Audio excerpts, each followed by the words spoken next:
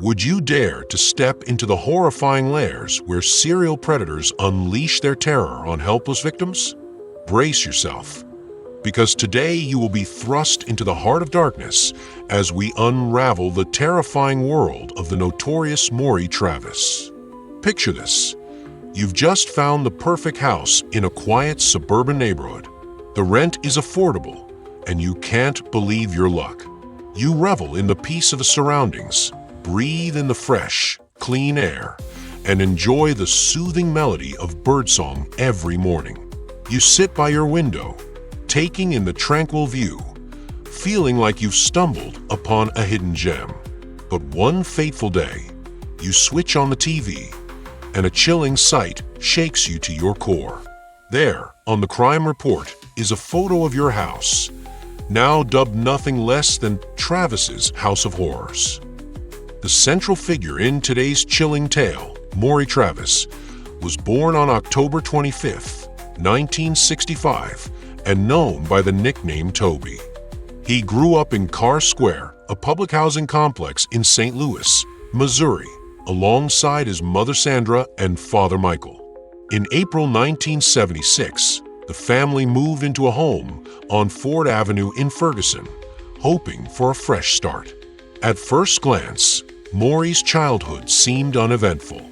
He was introverted and quiet, a boy who kept to himself, yet always polite and respectful.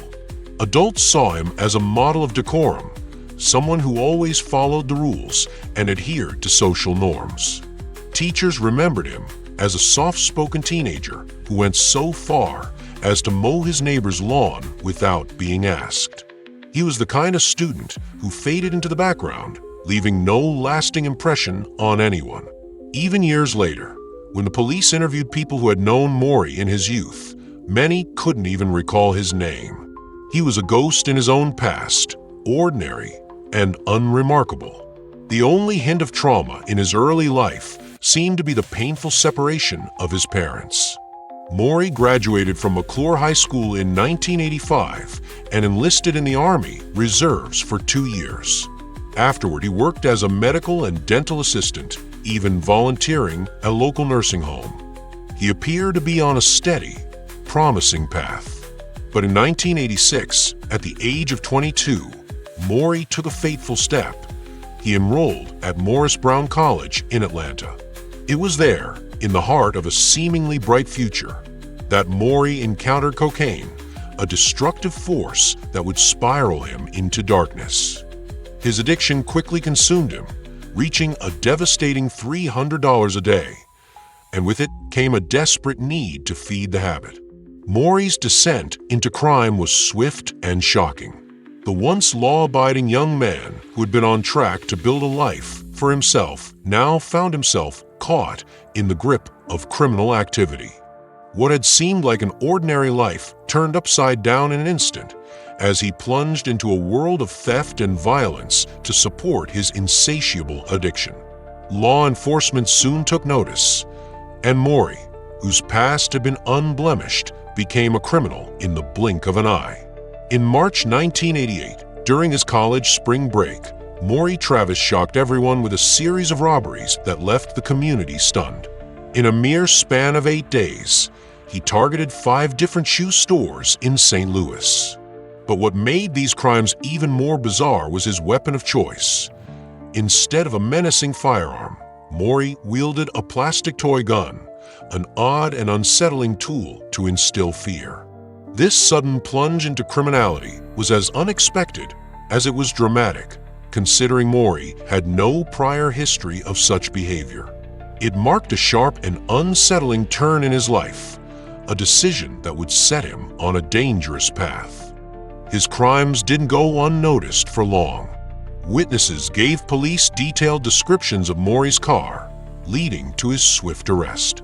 The detective handling the case was left bewildered. Maury didn't fit the usual profile of a criminal. He was, after all, the quiet, polite young man everyone knew. Upon his capture, Maury explained his actions by claiming hazy memories of robberies, attributing it all to the influence of drugs. While awaiting sentencing, Maury entered a drug rehabilitation program, hoping to show that he had turned a new leaf. He spoke of his recovery and insisted he had overcome his addiction. Despite these claims and his previously spotless record, the court couldn't ignore his recent actions. In the midst of his trial, a flood of character references poured in, including one from a congressman, all vouching for his potential and the rehabilitation he had undertaken. They argued that his criminal actions were a temporary aberration, not a reflection of his true character. However, none of this was enough to change the court's verdict. On July 5, 1989, just 23 years old, Maury Travis was sentenced to 15 years in prison. His brief moment of freedom was over, and a long, tumultuous chapter behind bars began. 2 months after his incarceration, Maury wrote a heart-wrenching letter to the judge, pouring out his despair and pleading for mercy. In the letter, he described the brutal, suffocating reality of prison life, the constant threat of violence, the loneliness that gnawed at him hour after hour. His words were raw with emotion as he confessed to the overwhelming dark thoughts that clouded his mind every day. He spoke of his sleepless nights, racked with tears, contemplating the possibility of ending it all. The isolation, the relentless harassment from fellow inmates, and the unbearable conditions of confinement weighed heavily on him. In a desperate bid for a second chance, Maury begged the judge to reduce his 15-year sentence, suggesting that a mere 120 to 180 days would suffice to make him see the light. He swore he would use that time to reform, to prove he could be a better man. Yet, despite his heartfelt plea, the judge turned a deaf ear, leaving Maury to confront the grim reality that his life behind bars was far from over. However, fate had a twist in store. In June 1994, after serving 5 years and 3 months, Maury was granted parole. He moved into a quiet duplex with his neighbor, Linda Harris, a woman who found Maury to be nothing short of pleasant. He was calm, considerate, never a source of trouble. But beneath the surface of this unassuming exterior, something darker was brewing. The two shared a basement, and one day, Maury's sudden appearance downstairs startled Linda so badly that she recoiled in fear. Afterward, he made it a point to whistle a tune every time he descended, offering her an apology that lingered long after. Despite his apparent attempts at normalcy, Maury's struggle with addiction was far from over. The familiar pull of the white powder resurfaced, dragging him back into the depths of his old demons. His brief taste of freedom was quickly overshadowed by a descent into chaos once again. For years after his release, Maury Travis's life took another twisted turn. He violated his parole, landing him back behind bars for a brief sentence related to possession of illicit substances. But his taste of freedom wasn't over yet. By 1999, Maury was out again, but his soul was lost in a haze of uncertainty. Unsure of his next move, he tried to rebuild, to regain some semblance of a normal life. It was the summer of 2000 when he found work as a waiter at a local hotel restaurant. A simple job, yet became the backdrop for a chilling series of events. It started with odd conversations with his colleague, Dave. On one occasion, Maury casually remarked that if he ever needed to get rid of something or someone, he knew the perfect place: East St. Louis. No cops, no questions asked. It was an unsettling suggestion, but what happened next made the words echo ominously. A few months after this conversation, a dead body was found in East St. Louis.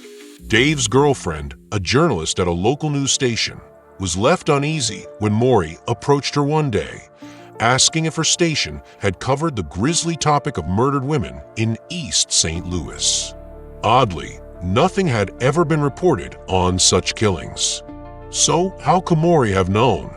Then, on July 1st, 2000, the body of 61-year-old Maury Shields was discovered in East St. Louis. The horror in the air was palpable. Dave and his girlfriend exchanged nervous glances. Was this connected to what Maury had said, or was it just an eerie coincidence? As Maury settled back into his family's home at 101 Fort Drive, St. Louis, the real nightmare began. The house, with its dimly lit basement, became a dark sanctum for Maury's twisted desires. Since his teenage years, he had been consumed by the urge to dominate and torment those weaker than him, and now, the basement would serve as his gruesome stage. Maury meticulously transformed it into a sickening torture chamber, his own private hell. On his days off from the restaurant, Maury roamed the streets, preying on women. He offered them money in exchange for intimacy, only to drive them back to his home, where the true horrors awaited. Instead of paying them, he would lock them in the basement, where unspeakable acts took place.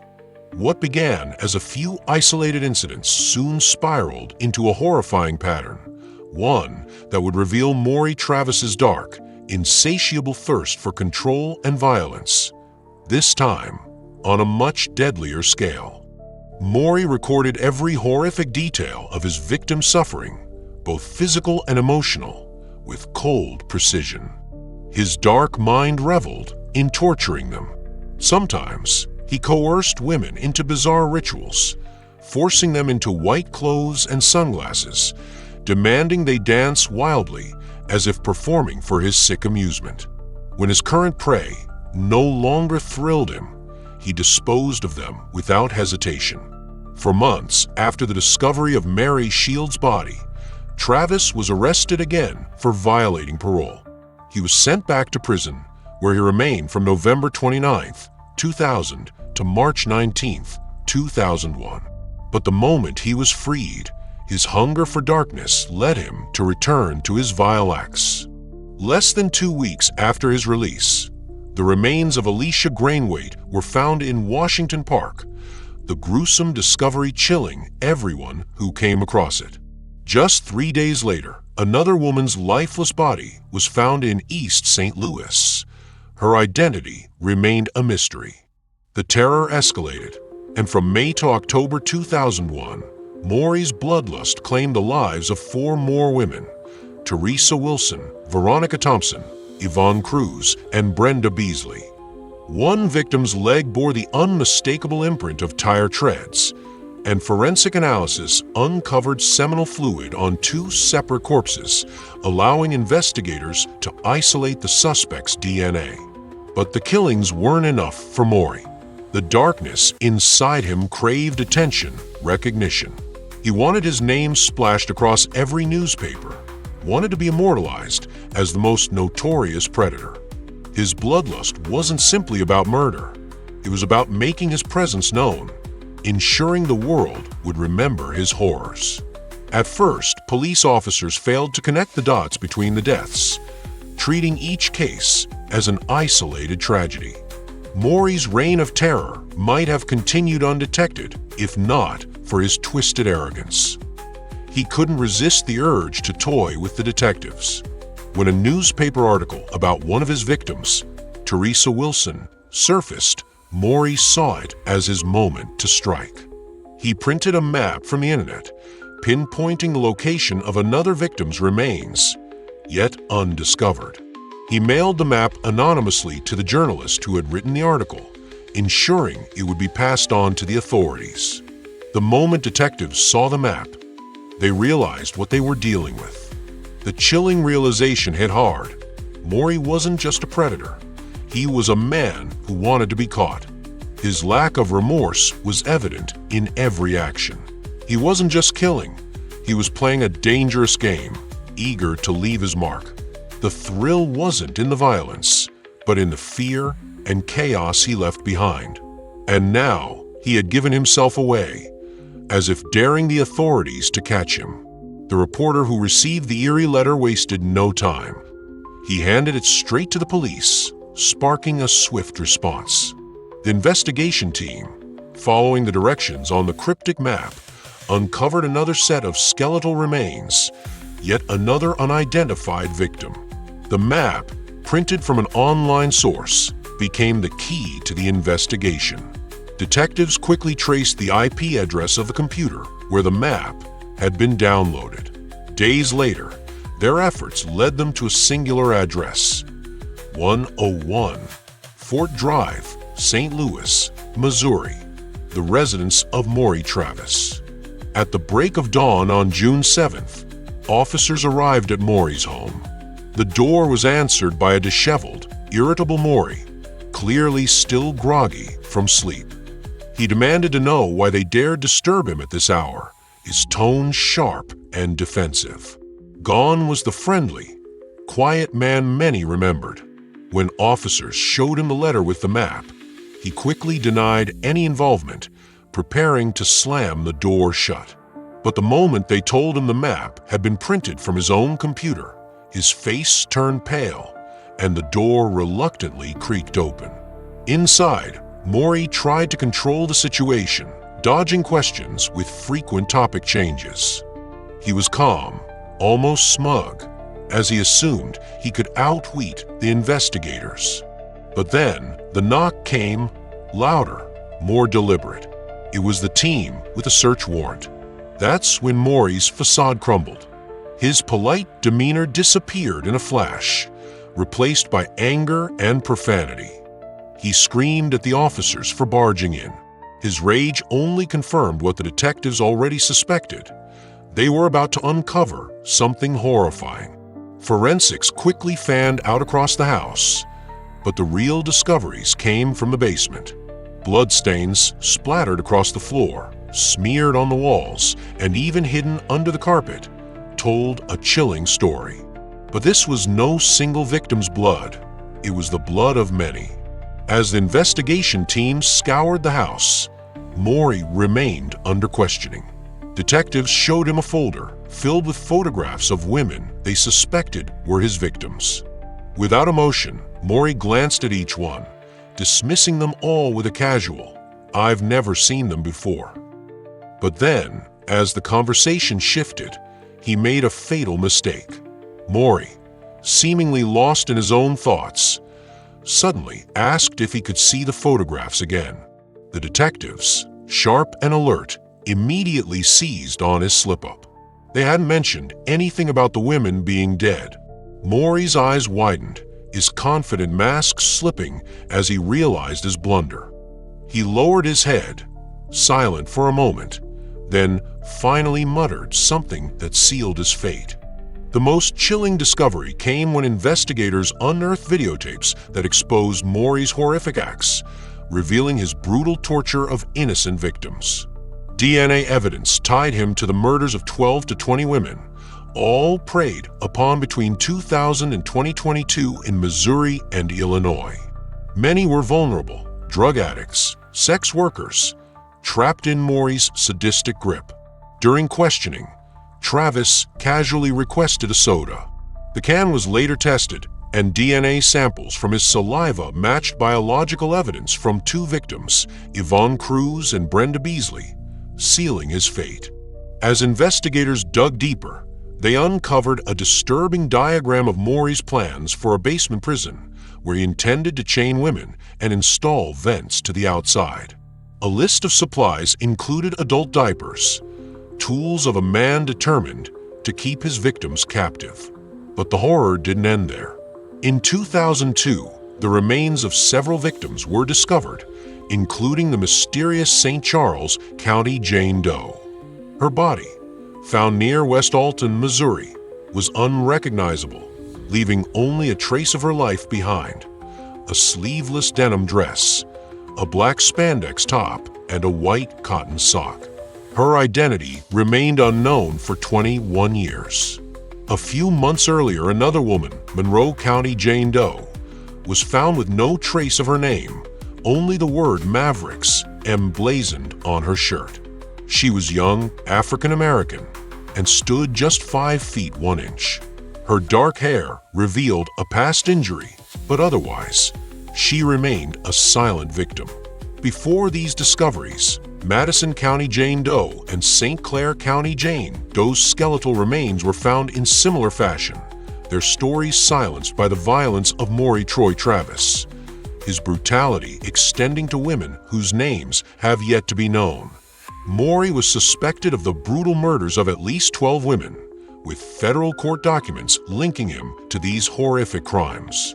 He faced 2 charges of kidnapping, but investigators feared the real toll could be much higher, estimating that Maury may have killed as many as 17 women.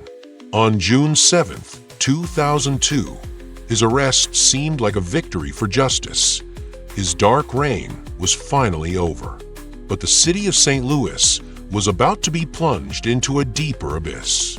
Just 3 days after his capture, Maury's cold, calculating mind hatched an unimaginable escape plan.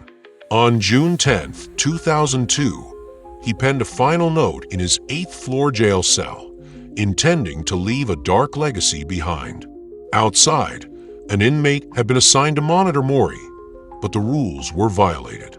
The guards failed to conduct 2 critical checks, giving Maury 45 minutes of solitude to execute his final act. Maury had no intention of facing life behind bars, nor did he fear the death penalty. Instead, he chose to control his fate, ending it on his own terms. His chilling note, a twisted farewell, read, "Dear Mom, I'm sorry for the pain this caused you and the family. My death seems to be the only way out. I've been sick in the head since I was 14. I've never felt normal or happy. I think about what's ahead of me, and this seems the best solution. I won't spend the rest of my life locked up or worse, killed with a needle. Tell Grandma Marina James and everybody I love them dearly.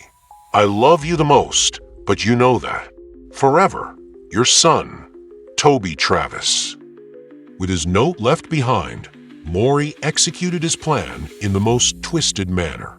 He carefully tied a torn strip of bedsheet through a small jail vent, 6 feet high, and looped the other end around his neck.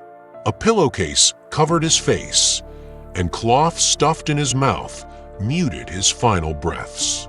To seal his fate, he somehow managed to bind his own hands behind his back. His death shocked the community. One officer later said, "To say that people were angry is an understatement. The families of the victims should have been furious." Maury took the truth with him, leaving nothing but a legacy of torment and unanswered questions. But the dark story didn't end with his death. In 2014, Maury's mother, Sandra Travis, rented the home where he had committed his monstrous acts to a woman named Catrina. Unbeknownst to Makahu, the house had a sinister past. It wasn't until she saw a documentary years later that she learned the horrifying truth. When she attempted to break the lease, Sandra refused. News 4 reached out to Sandra, who claimed she had disclosed the house's dark history, but Makahu denied this, insisting that had she known, she would have remembered. The house's blood-stained history was a secret that never truly left. Subsequently, the St. Louis Housing Authority stepped in, allowing Catrina to break her lease. A month later, Maury's house was still listed for sale on a real estate website, though the price remained undisclosed. The victims never found justice, and their stories remain shrouded in darkness. Worse still, several of them remain unidentified, a cruel reminder of the horrors they've endured. As the details of this tragic case unfold, one chilling truth becomes clear. You never really know who your neighbors are. This monster living among us carried out his twisted crimes in the shadows, completely evading suspicion, even from those closest to him. The true horror lies in the mystery surrounding his actions. How could a man murder 17 women right under our noses without anyone raising an alarm? Not even the women he claimed to love had any idea. But the questions don't stop there. In a final, shocking twist, he chose to end his own life in that prison cell. Was the life he faced behind bars more unbearable than the suffering of his victims? Or was he simply too narcissistic to let anyone else decide when his fate would come to an end? This case raises more questions than we can even begin to answer. What do you think? Share your thoughts in the comments below. If this story intrigued you, be sure to like the video and subscribe to Crime Secrets as we continue to uncover the untold stories of victims whose voices have been silenced.